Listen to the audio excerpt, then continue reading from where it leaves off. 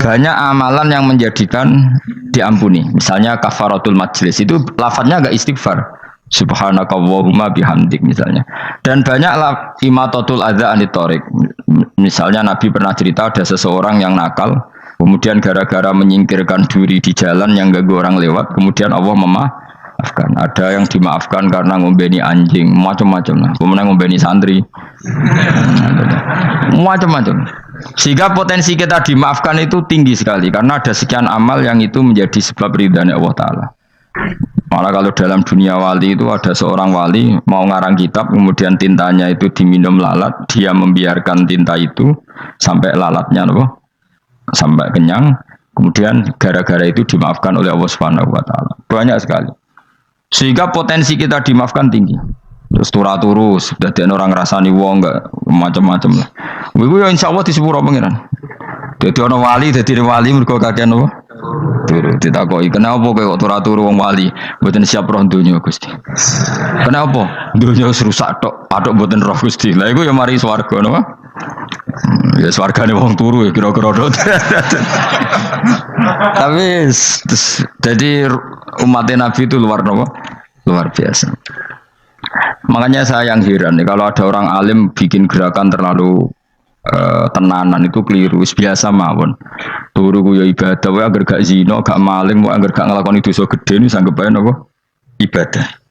Karena tadi Rabbana la tu'akhidna in nasina wa akhtana. Terus Allah jawab na'am. Sehingga kiai-kiai itu takut orang itu lupa terus dimodifikasi sedemikian rupa jadi wiridan. Tapi alhamdulillah kok banyak yang kritik. Jadi ya biar seimbang loh. Seimbang kepada alam demokrasi. Jadi aku lagi kecewa mbek sing kritik. Mergo insyaallah rapati paham masalah usul ini. Karena satu-satunya cara supaya orang paham tuh pancen yo dijak latihan bareng-bareng. Gak ngono wis malah ra paham blas. Ya tapi tadi ya semua itu resiko. Zaman Nabi Sugeng ana ibadah sunat dilakoni terus Nabi yo duka, kuwatire dianggap wajib. Tapi nek ora dilakoni blas Nabi yo duka, wong sunat ora tau dilakoni. Jadi sudah alhamdulillah sekarang ana sing ngritik, ana sing setuju biar seimbang no. Wong padha ora paham wae napa? Padha paham. Padahal makna ayat itu luar biasa. Rabbana la tu'akhidna in nasina wa akhtana. Terus kedua, Rabbana wala tahmil alaina isran kama hamaltahu alal ladina min qablina. Ya Allah, jangan beri beban kami sebagaimana engkau memberi beban kepada orang sebelum kami. Dulu itu kalau ada orang yang salah, itu harus dibunuh oleh orang yang tidak salah. Liyaqtulal bari minkum al mujrima, supaya yang tidak salah membunuh yang salah. Sehingga ketika umatnya Nabi Musa menyembah anak sapi, ijel itu, apa kata Allah?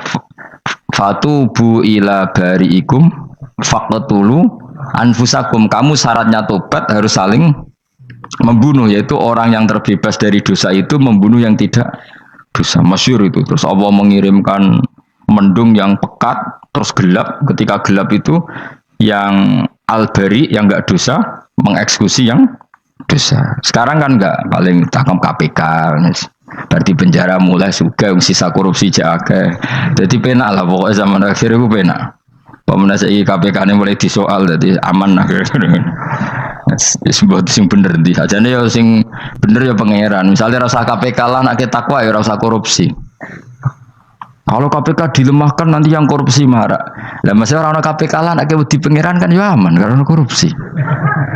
Iku aneh-aneh wae. Iku wong mukmin kok bakas ngono. Wis penting iku nak kowe wedi pangeran kan ra usah polisi, ra usah KPK, wis tetep ra usah dosa wong wedine mbek pangeran. Nah, kecuali ra usah pangeran ateis, iku masalah. Ya, tapi kan omongan ini gak populer, padahal bener. Nah, aneh. Jadi karep pemilu ngene, terbebas korupsi nek ana KPK, urip makmur nek ana menteri kemakmuran. Pokoke kabeh kuwi mbok gantungno pejabat negara. Mengene tau hitam jeblok, sak jeblok-jebloke. Misalnya rasa sejahtera, saya menteri sosial harusnya gini-gini. Ngono korupsi salah KPK. Ngono ana ora keamanan salah polisi. Senengane nyalahno wong. Gue sekali-kali nganggo tauhid. Nek ana adab iku mergo dosa yang sudah kelewat. Ya tapi kan nggak mungkin ngomong bernegara gitu. Tapi atas nama iman bahasa kita seperti itu. Kalau atas nama bernegara emang kita butuh polisi, butuh tentara, butuh KPK. Tapi atas nama iman ya tadi kalau kita diberi sanksi Allah itu rata-rata dari bima qaddamat ya daga itu pasti ada salah yang pernah Anda apa lakukan. Ya, tapi sudah lah ini zaman sudah seperti ini. Anut umumnya wong akeh. Kalau terang namanya masalah hisab ya. Hasibu anfusakum qabla antu hasabu. Kamu menghisaplah diri kamu sebelum kamu dihisab. Misalnya saya sebagai ulama, tentu hisab terberat saya itu kitmanul ilmi, menyembunyikan apa? Ilmu. Karena ilmu kalau disembunyikan tuh bahaya sekali. Bayangkan di alam fisik.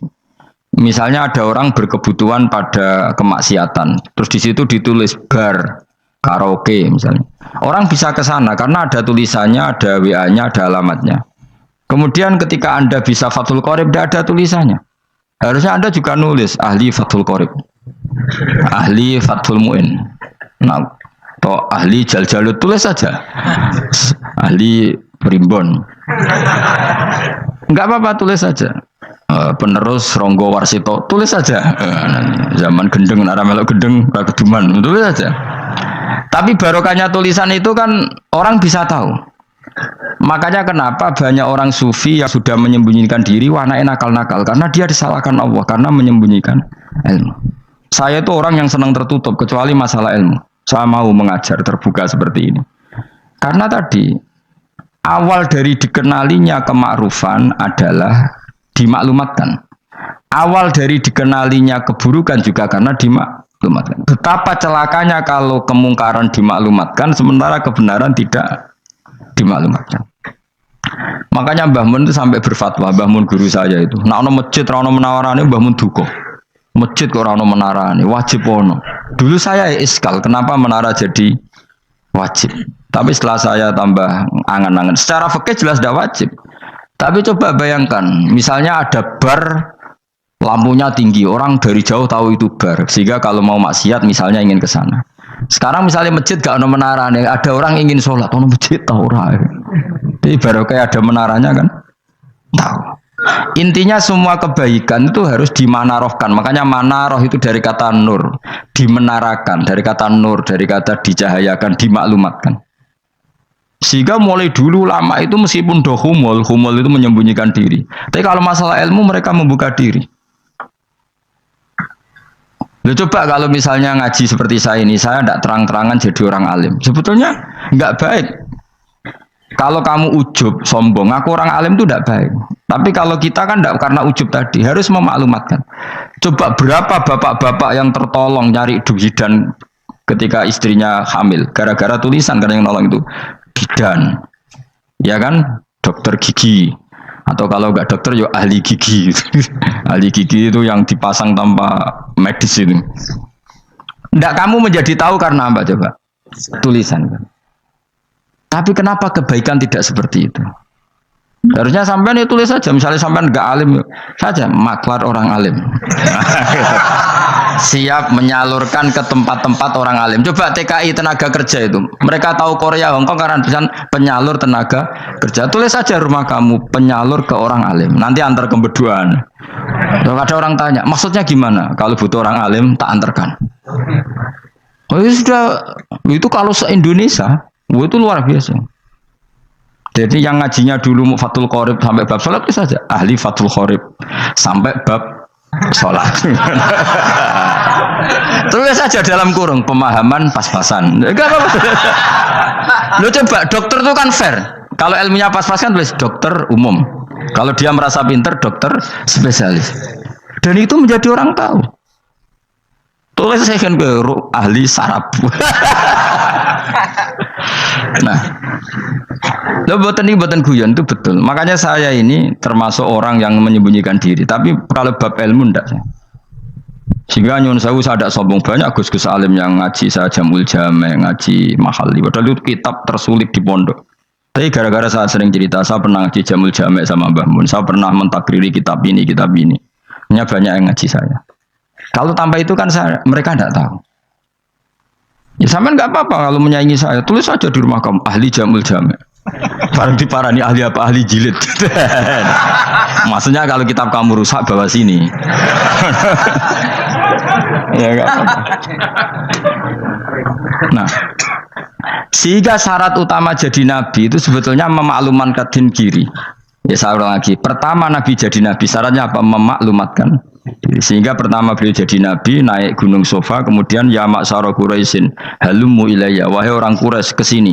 Terus Nabi mulai manggil satu-satu, ya Bani Abdi Amanaf ke sini, ya Bani Fihr ke sini. Terus saya ini adalah An-Nadhirul Mubin. Saya sekarang diangkat jadi nabi. Terus Abu Lahab marah-marah, tabbannaka ya Muhammad alihada jama'tana. Muhammad kamu itu orang sial, kita enak-enakan tidur gara-gara kamu manggil kita datang, ternyata hanya untuk urusan seperti ini. Makanya terus ada tabat yada abi labi watab. Tapi yang iman kemudian tanya, Muhammad kalau kamu setelah jadi nabi misinya apa? Saya diutus Allah untuk kamu menyembah Allah, tidak boleh menyekutukan Allah, dan Allah memerintahkan kamu afaf itu meninggalkan zina, meninggalkan maling, gini-gini. Coba kalau Nabi tidak memaklumatkan diri, jadi Nabi sekelunak-kelunus, ketemu wong monggo nggih. Ada temu dia nggih.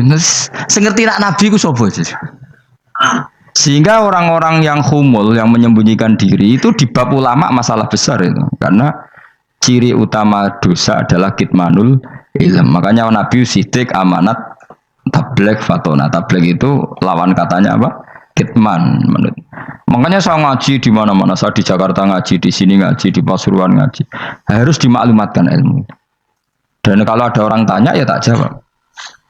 Saya itu kitab yang paling aneh di pesantren, misalnya yang mulai aneh lah, kayak Jamul Jami'. Saya sampai sekarang masih ngajar Jamul Jami'. Kitab yang aneh. Macane lagi roh judulnya pusing. Jamul Jawami', kumpulane pira-pira kumpulan. Dadi ilmu apa ae ana ning kono. Sing gak ana ilmu dukun, mboten enten. Ilmu carane bodoni ora ana. Ning kono mau carane mlebu swarga tok. Mane potensi kula mlebu swarga itu tinggi sekali. Cara sing model piye duwe. Dadi mun. Dadi cara sing model piye duwe. Dadi cukup banyak napa? Cara. Sampe nek ndek cara sitok ora mesti kula nu gak ada cara kathah. Dadi nek ada di cara iki mentok, ganti cara iki mentok. Ya terakhir paling gampang ku cara nganggo fadhole pangeran. Iku kena mbok tiru. Pokoke mbok swarga nganggo fadhole pangeran.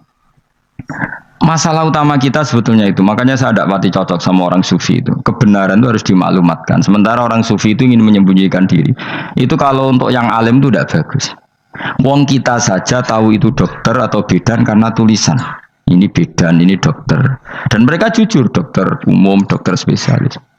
Loh, coba misalnya di kota, kamu tulis saja penyalur kebaikan.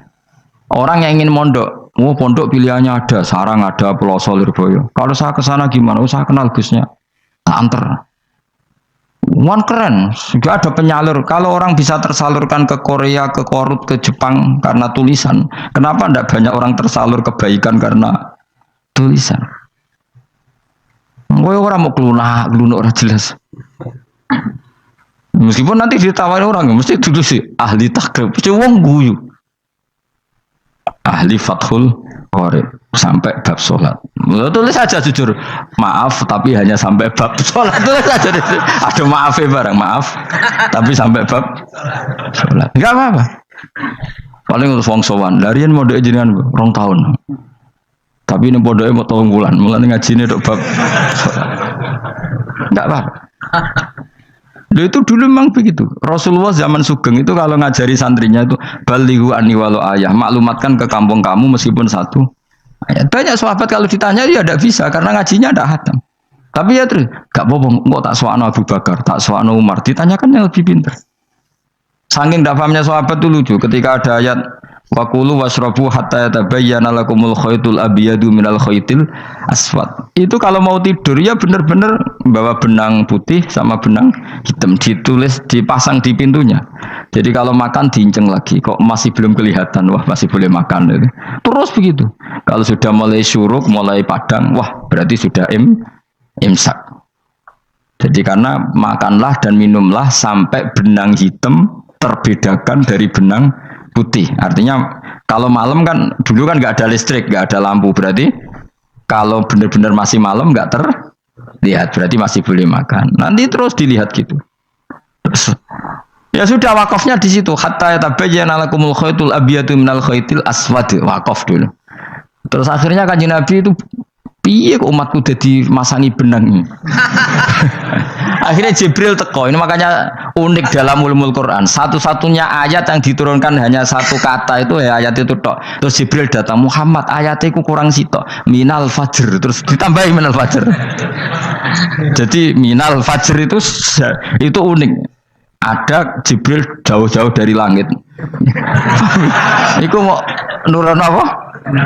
Minal fajr. Makanya kalau kamu nanti dites, kalau ingin jadi dokter tafsir dites, ada satu kalimat yang diturunkan jauh-jauh Jibril ke bumi. Apa kalimat itu? Jawabannya minal fajr. Wis alim gue yakin alim. Memang ikut tak? Masa itu? Mereka gara-gara sahabat itu terus masangi apa? Benang ngincang. Akhirnya minal fajr. Baru mereka tahu maksud fajar, maksud apa? Benang hitam artinya malam, benang putih artinya fajar. Sodik sudah menyingsing. Semenjak itu sudah ada benang-benangan karena jadi orang-orang ngono maksudnya iki kurang sithik terus turun apa?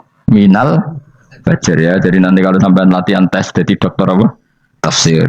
Ayat mana yang diturunkan hanya satu kalimat atau satu kata jawab apa? Minal fajar. Lolos langsung dokter.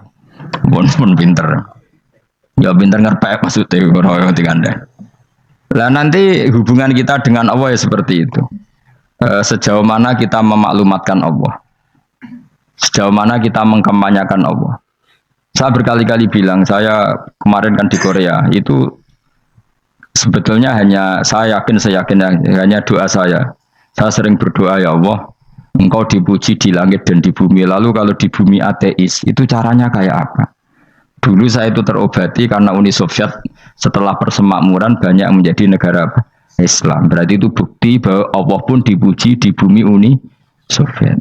Lalu yang kayak Korea kayak apa? Ternyata betul Koreanya tetap ateis gara-gara diserbu wong Indonesia. 49.000 wong Indonesia ning Korea Selatan. Iku mbok gawe sing salat separuh iku cek piro? 24, kira-kira ya selawe digawe selawe ewu. Selawe ewu salat kabeh, tahlilan kabeh surwame. Lah kok sing ngritik tahlil muni sunah Rasul tok wis rame. Wis rame lah walhasil. Itu tahlilan wah itu enggak ada hadisnya. Wis gak apa-apa sing penting muni hadis sing sitok tahlil muni hadis ya ibadah, tahlil ya ibadah. Mbok lah soal kok bener ding totalan guri sing penting rame. Maksudnya sementing rame ngomong visi Islam. Itu Islam tahlil sitok Islam sunnah Rasul gak masalah. Wong ape yakin bener saiki ya ora ono klarifikasi, tapi sementing kan kabeh ngomong tentang Islam. Artinya gini, Allah punya cara untuk supaya bumi Korea itu ada yang bertasbih bersujud. Mil'us samawati wa mil'ul. Allah tidak kurang cara. Golek wong kedonyan ditawarik ke sana demi uang, bareng wis ning kono dielingno pangeran. Segawe masjid, kontrak masjid macam-macam lah, masjid kontrakan ning Korea. Nang kene ra ono masjid. Pusing. Saya pernah ngisi di satu masjid itu, gua bari pintu gerbangnya bukan salib kan. Ternyata tingkat 1 itu gereja, tingkat 2 bar, tingkat 3 masjid. Kadang ya kebalikan masjid, bar, gereja. Satu gedung. Jadi malaikat saya tidak tahu lewatnya gimana itu kalau nggak tahu itu cara lewat gimana karena malaikat bagian rahmat itu nggak bisa dia lewat salib. Tapi dia harus menulis ganjaran yang sholat. Nggak tahu saya lewatnya dari mana karena itu. Ya tentu dia punya cara lah, tapi yang jelas ya agak bingung ini gimana. Itu pernah yang tingkat 2 itu bar pas aktif. Ada santri yang ya pekerja imane pas-pasan. Kulo nate wis badhe Jumatan. Mlebu bar pas aktif wae wong ayu. Meh wera Jumatan. Mergo mau tingkat 2 bar, tingkat 3 masjid. Itu ono khutbah yang barnya tetap main. Ada bar yang masjidnya tetap khutbah. Itu masuk bar. Jumatan apa ning kene wae.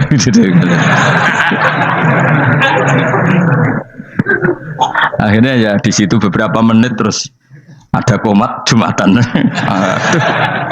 Dosa ta Gus ini. Ya aku muni. Ya segelem Jumatan kok apik. Wong iso dilakoni kok takok dosa ta Gus. Ora imus kadung lakoni kok takok. Artinya gini, Allah punya cara untuk menyebarkan Islam di Korea. Sama seperti Allah punya cara untuk menyebarkan Islam apa di Indonesia. Dulu orang Gujarat, Punjab, ya sejarah ini menurut saya ya tetap sebagiannya benar. Meskipun tidak seluruhnya benarnya sejarah Islam masuk Indonesia rata-rata orang kan menulis pedagang Gujarat, India ke Indonesia dagang karena mereka mukmin akhirnya juga menyebarkan apa? Islam. Itu jelas nyata.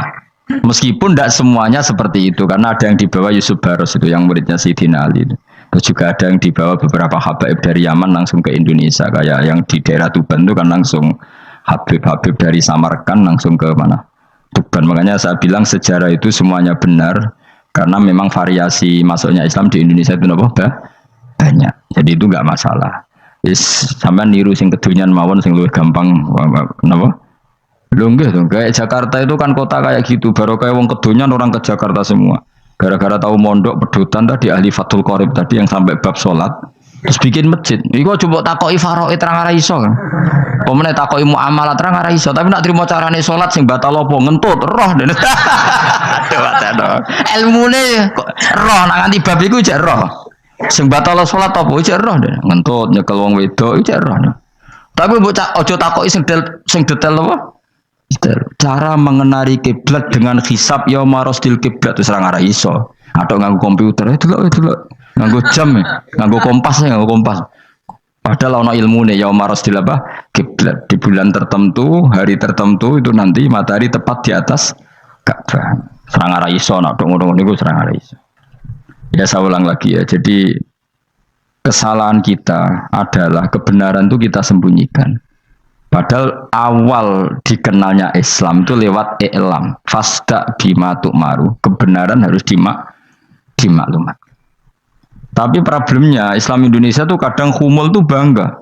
Enggak dikenal orang itu bangga gini-gini. Oke lah, kalau yang enggak, saya sendiri ya suka humul. Sampai sekarang saya suka humul. Saya sampai sekarang enggak suka tamu. Bukan karena benci tamu, ribet. Maksud saya kalau sowan kiai yang ngaji saja, ora usah sowan, ribet.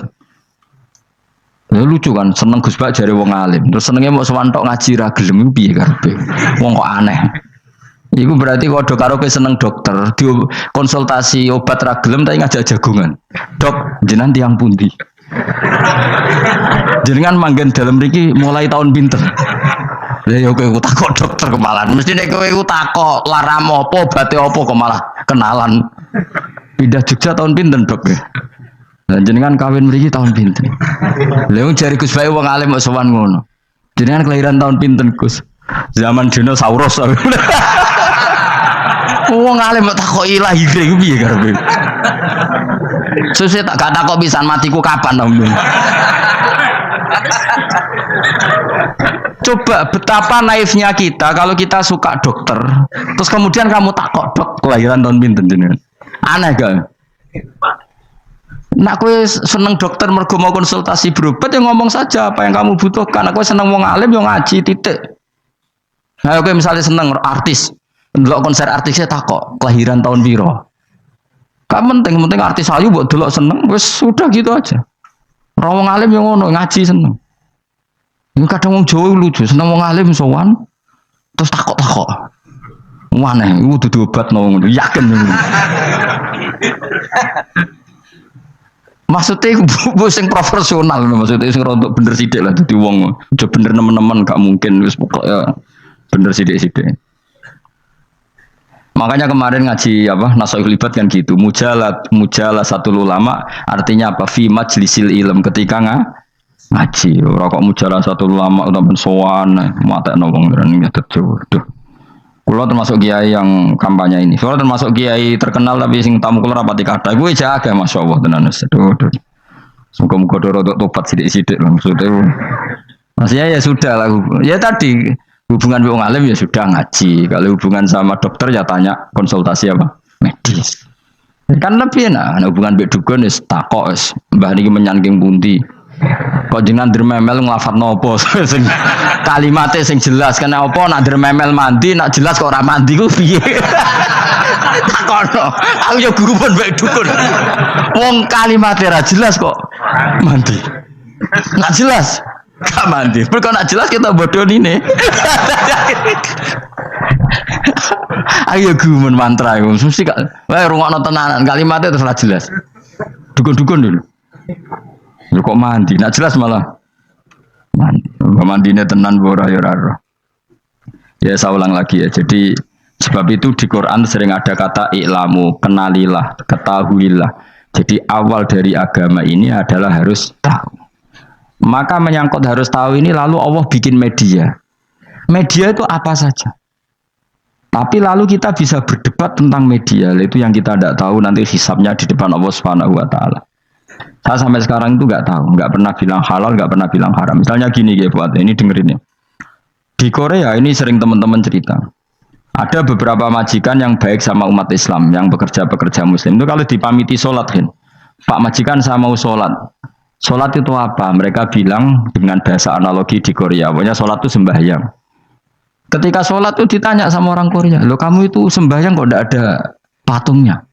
Karena pengetahuan mereka yang namanya sembahyang itu ada patungnya. Ada yang baik, apa sekalian tak belikin patung? Jadi wong Islam pas sholat tuh didelok ngarepe dhuwure kok gak ono patung. Ono sing ape sujud tuh digambarno salib. Mergo dekne denger-denger kalau karena tidak tahu Islam itu apa. Sementing ada personifikasi Tuhan. Ada lagi ini yang agak ngeri. Ada pegawai Garuda karena dia agak terpelajar waktu sholat dia sholat sama krunya di mall. Itu langsung security mall nelpon polisi. Ini ada ritual teroris gitu. Jadi sholat itu udah mukadimah sebelum ngebom. Jadi ritual. Pertanyaannya adalah karena mereka tidak pernah ngerti sholat itu kayak apa. Dan kadang-kadang orang ngerti bahwa sholat itu adalah ritual umat Islam itu lewat media. Media itu bisa berita, bisa dokumenter, bisa apa saja. Kita tidak pernah tahu cara Allah mengertikan. Seperti kita tidak pernah tahu madzhab Mu'tazilah, tahunya itu dari kitab-kitab ahli sunnah wal jamaah. Coba kita semua misalnya tahu madzhab yang aneh, Mu'tazilah, Jabariyah, Qadariyah, itu dari kitab mereka apa dari kitab ahli sunnah? Dari kitab ahli sunnah. Maka bisa saja informasi keburukan itu dari orang baik dan informasi kebaikan dari orang buruk. Kita tidak pernah tahu. Karena ini yang bisa ngelola hanya Allah Subhanahu wa taala. Tidak bisa, kita tidak bisa, hanya Allah yang bisa. Maka perdebatan Ahmad bin Hambal dengan Haris al-Muhasibi itu seperti itu. Misalnya gini, tak kiri contoh. Haris al-Muhasibi itu orang alim allamah. Dia ahli sunnah mandat, pokoknya ahli sunnah sekali. Dia mau ngarang kitab tentang dia menentang Mu'tazilah, menentang Qadariyah, menentang Syiah. Terus setelah mau ngarang kitab, ditanya sama Imam Ahmad, ya Haris, kalau kamu ngeritik Mu'tazilah, awalnya gimana caranya kalau ngarang kitab? Ya saya cerita pendapat mereka dulu, lalu saya saya tentang. Imam Ahmad guyu-guyu. Bukankah setelah kamu cerita mazhab mereka plus argumentasi mereka, jangan-jangan pembacanya sudah tertarik. Pas kamu nentang, kamu sudah dianggap gawe-gawe. Karena kadung tertarik. Saya kita contoh wae, misalnya gini, kowe sekarang rasa bareng dadi wong soleh biasa wae. Aku ono gambar wong wedok montok tak tulis, hindari ini. Kira-kira dia mau hindari apa gambare? Enggak jawab ya, kira-kira lho. Sing mbok nikmati kata hindari apa? Sing mbok eling-eling kalimat hindari apa gambare? Kira-kira. Padahal tulisannya apa? Hindari bahaya ini. Bahaya ndi terus didelok. Terus sing dieling-eling ora hindarine tapi sama. Pendapat Mu'tazilah itu ada yang menarik. Misalnya gini, menurut Mu'tazilah, seseorang masuk neraka ya karena amalnya, masuk surga ya karena amalnya. Apa artinya kalau masuk surga karena fadl Allah? Lalu gunanya amal apa? Mungkin pembaca kan tuh, wah ini proporsional ini. Gak ada ahli sunnah, jadi bus warga mereka fadl pangeran. Kok enak? Lalu gunanya amal apa? Padahal dia tahu pendapat Mu'tazilah itu dari kitab itu, kitabnya orang ahli sunnah. Gak pernah tahu kita. Ya saya ulang lagi. Itu kan ibarat kayak KUHP. Kamu baca KUHP draft, terus kamu cocok. Kamu mesti nyalahkan yang demo. Atau baca buku selebaran orang demo, kan terserah kamu. Kamu kan punya akal, kan tetap milih. Tetap milih. Problemnya kata Imam Ahmad itu, ketika kamu menceritakan pendapat Mu'tazilah, bisa-bisa orang itu kadung tertarik. Ketika mulai kamu tentang, orang itu gak tertarik sama penentangan kamu. berarti kamu ikut menyebarkan Mu'tazilah. Sama seperti tadi, gambar perempuan yang agak jorok tadi sebetulnya tak tulisi kata hindari. Padahal Ruhin gak tahu eling wong wedok gara-gara tak kei gambar hindari bahaya ini malah jadi eling. Ora eling tulisane eling. Nah, hakikat saya ini penyebar kata hindari apa penyebar gambar itu? Coba. Lalu status saya ini pengedar gambar itu apa pengedar kata hindari? Lah iya yang mengedarkan kata hindari tapi yang mengedarkan. Nah, sama sekarang pertanyaannya, kalau kamu ngarang kitab anti Mu'tazilah itu sebenarnya pengedar mazhab Mu'tazilah apa penentang? Ya pengedar juga karena umat tahu dari kitab kamu. Dong toh. Lah ya mulane udah di perdebatan, kok koyo iya koyo ora. Juga tuh gale gini misalnya, kamu jangan milih presiden yang dari militer, itu pasti keras, tegas, terus kaku. Ternyata pembaca itu wataknya militer. Lu cari yang begini, pusing kan kamu. Agak suka presiden sipil, nggak tegas. Padahal kamu nulis itu untuk menggiring orang milih presiden. Jangan milih yang militer, pasti tegas, nggak demokratis, nggak nerima pendapat. Ternyata pembacanya suka saya punya pemimpin yang tegas. Habis kamu kan? Yang tahu hati orang itu siapa? Makanya ketika kitab ahli sunnah dipenuhi dengan cerita-cerita madzhab Mu'tazilah, itu sebetulnya kamu itu pengedar apa penentang? Itu pertanyaan Ahmad bin. Akhirnya Imam Haris Al-Muhasibi bilang gini, enggak, maksud jenengan itu ngelarang apa dukung? Pokoknya mergo mangkel. Dari Imam Haris, aku pokoknya ngomong ngono ae pokoknya. Terus akhirnya Imam yes, nangoten ketoke arahe jenengan mboten sedo ngarang, mboten sedo ngarang. Makanya Haris Al-Muhasibi akhirnya enggak mengarang kitab itu. Dia sebenarnya pernah rencana Kitabul Firaq fil Islam. Dia mau ngarang kitab kelompok-kelompok dalam Islam. Ya coba mau apa coba? Misalnya kamu bela tahlil, nasibnya juga seperti itu. Hujahnya tahlil, gini. Terus hujahnya penentang tahlil. Yang bisa mengendalikan pikiran pembaca siapa? Ternyata dia tertarik sama pikiran penentang. Lucunya yang menceritakan kamu, pengagum tahlil. Kan tidak pernah tahu. Mana nak dari ceritanya Mbah Mun itu lucu. Mbah Mun itu mondok Lirboyo. Itu di Bandar Kidul akeh wong ayu. Dulu babanya Mbah Mun itu ada yang suka orang sana sampai nikah orang sana juga pulang ke sarang. Itu diantara mbah-mbahnya Mbah Mun. Suka perempuan sana terus nikah sana nggak pernah pulang ke sarang. Nah, Mbah Mun itu lahir dari adiknya, pokoknya dari keluarga, dari saudara yang nggak pernah pulang dari Bandar. Diwasiati mun nak mondok ujo geman dolan ning Bandar Kidul. Kayak wong ayu. Akhirnya malah penasaran. Justru kalimat itu yang menjadikan maksudnya aku ayune nganti sepiro kok nganti mbahku katut kan malah akhirnya penasaran. Lare kata Mbah Mun tak angen-angen bener Imam Ahmad bin Hambal. Maksudnya itu kalimat itu pancen ribet. Kalimat itu ribet pancen. Coba milih mana coba? Jong ojo geman moro pasar opo lah nang daerah kono. Ono opo? Bahaya kan. Gara-gara kamu melafatkan itu malah orang penasaran. Di sana ada bareng delok ning ngono ya nak terus mulai nak ora.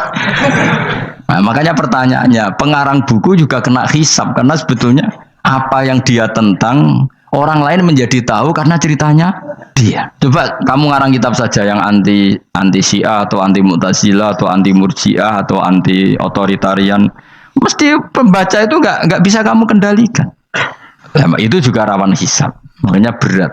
Pokoknya walatus alunna yauma idzin anin naim, semua itu nanti dimintai tanggung jawab oleh Allah Subhanahu wa Ta'ala. Karena kita tidak pernah tahu. Akhirnya Haris Al-Muhasibi gak ngarang kitab. Imam Ahmad itu tidak punya karangan kecuali riwayat Musnadu Ahmad bin Hambal. Kalau ada 14 juz. Dia tidak punya karangan. Ketika ditanya, saya takut membuat hal baru dalam Islam. Karena karangan itu kan mesti melogikakan hukum. Sementara Allah tuh kadang nggak butuh dijustifikasi seperti itu. Jadi cara kitab usul fikih ini sama tak bedai. Mungkin nggak Allah menyuruh kamu ngangkat gunung Merapi tanpa alat? Nggak, jawab saja. Latihan pinter. Mungkin nggak Allah menyuruh kamu disuruh ngangkat gunung Merapi? Mungkin nggak? Mungkin apa enggak? Nah, itu ulama usul fikih berdebat. Ada mengatakan tidak mungkin. Karena Allah tidak akan memerintahkan sesuatu yang tidak dimampui mukhatab, yang tidak dimampui Masuk akal. Kaul kedua mengatakan mungkin butuhe Allah iku mau wong muni yo tok nurut. Senajan to gak mungkin. Ayo Hen, Gunung Merapi angkat Hen. Nggih Gusti, siap. Langsung melayu moro. Kuwi Allah wis seneng wah nurut aja iki. Tapi ya kemungkinan cek goblok ora takok sik. Kita kan tidak pernah tahu, makanya ulama ini debat. Kira-kira nak Hen Gunung Merapi angkat. Potensinya kan dua, kue langsung melayu apa ngangkat. Potensinya kan, kok goblok kayak ngono rata kok. Bicarane kok. Tapi ya mungkin dilembek pangeran. Cek nurut ya, ora paham-paham lah melayu. Kayak milih ndi? Status saya ngene iki nurut apa goblok? Jawab, nurut apa goblok? Ya nurut goblok. Ya coba ngono. Kita ndak pernah tahu. Mulane tetap pada akhirnya kita itu wain adri. Kita tidak pernah tahu. Tapi kita tahu bahwa semua ada hikmahnya. Makanya kadang orang alim itu bilang saya alim, kadang bilang saya tidak tahu. Maksudnya kita tahu Allah memerintahkan pasti ada hikmahnya, tapi kita tidak tahu maksudnya apa. Ya sudah seperti ini. Akhirnya dunia ya sudah seperti ini. Ya kadang ngerti, kadang nggak ngerti. Ya sudah biasa ya. Kalau kita tak tahu isi urip orang, mungkin jawab ya. Munir roh iku nyatane yo koyo roh. Munir roh yo ora roh nak mati. Mulane sudah. Kadang takoki sesuk iku jeng yo ziarah nggih, Mbah. Tapi kadang wa alam, Mbah, insyaallah. Ya karena memang ya enggak pernah tahu. Karena apa ya? Wis ra kena diterangno, Bang. Mulane kula niku gak ada kitab-kitab perdebatan ulama, anak gejol-gejolkan ngoten niku. Saya ulang lagi ya, kalau kamu mengarang kitab menentang pendapat Mu'tazilah, itu artinya kamu menceritakan pendapat Mu'tazilah, lalu menyebarkan kesalahan mereka. Pertanyaannya, pembaca pertama kali tahu pendapat Mu'tazilah gara-gara cerita kamu. Itu sama, pembaca tahu gambar perempuan gara-gara edaran kamu. Meskipun kamu menulis hindari, tapi kan menjadi tahu. Kamu berarti penyebar kata hindari apa penyebar gambar? Apa penyebar kata hindari? Itu ibarat kayak gini, ada anak kecil baru umur SMP kamu nak hindari narkoba. Bentuknya kayak ini loh nak. Padahal anak kamu itu bakat soleh yang nggak terlintas narkoba. Gara-gara buat cerita ini menjadi tahu. Sekarang omongan iku dihisap tahu orang menjadi tahu gara-gara kamu. Tapi kamu nggak ngandani, takut anak kamu kejebak narkoba. Milih mana? Bingung tuh ke? Wingi-wingi ra bingung ora tau mikir. Maksudnya ya terus. Aku ya gumun, wong ora tau mikir kok urip. Jadi ya sudah. Enggak angel panjenengan urip ya angel. Mana ngaji, mana ngaji minal fajr. Minal fajr itu satu-satunya ayat sing turun mau sak kalimat. Jadi ora sak ayat mau sak kalimat, sak kata kalau dalam bahasa Indonesia. Mun kula terusno. Oh masalah yamin iki kula terangno. Yamin itu maknane arah kanan. Arah kanan maknane arah yang dikira benar. Jadi orang Arab bilang kalau sesuatu benar itu disebut kanan. Mulane ashabul yamin. Tapi kalau orang salah disebut ashabus simal. Jadi sebetulnya itu bahasa-bahasa ya memang bahasa Arab seperti itu. Partai kanan berarti benar. Kalau partai kiri salah. Tapi sekarang katanya ada wasatiyah, tengah-tengah. Ya saya malah bingung tengah ning ndi. Tapi nah istilah Quran itu jelas ada yamin, ada simal. Tapi kalau wasat itu bahasa sosial, tapi ya sah. Bahasa itu juga sah. Wong napa sebut ini ummatan wasatan litakunu syuhada napa? Wa kadzalika ja'alnakum ummatan wasatan. Mun kula terusno. Jadi arah kanan itu maknanya apa? Arah yang benar. Makanya disebut ashabul yamin. Kalau salah disebut ashabus simal. Innakum ladzaikul adabil alim. Innakum satamne sira kabeh. Fihi tetep dawuh, fihi ku tetep ing dalam dawuh innakum. Iltifatun ono iltifat. Iltifat iku ngerubah redaksi. Mau kan tentang hum itu dhamir ghaib, tapi sekarang jadi dhamir mukhatab. Ladzaikul adabil alim. Yektine wong kang bakal nyeksani, bakal ngrasakno siksa sing pedih. Wa mutzauna lan ora den wales sira kabeh ilama kecuali perkara illa jazaa kecuali wales perkara kuntum ono sira kabeh tak malu nang lakoni sira kabeh illa ibadah wahil mukhlasin kecuali kaulane Allah sing ikhlas.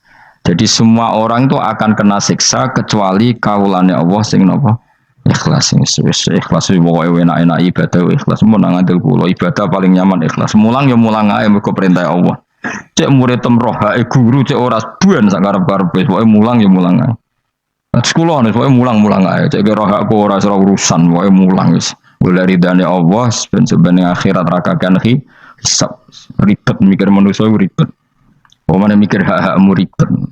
Turuti ora tau warah, seripot kabeh. Ben ngono sendunya ben ngono. Nah dhewe mesti dianggep ae urip sedina-sedina. Sing ngongkon bayangno urip suwi kuwi sapa?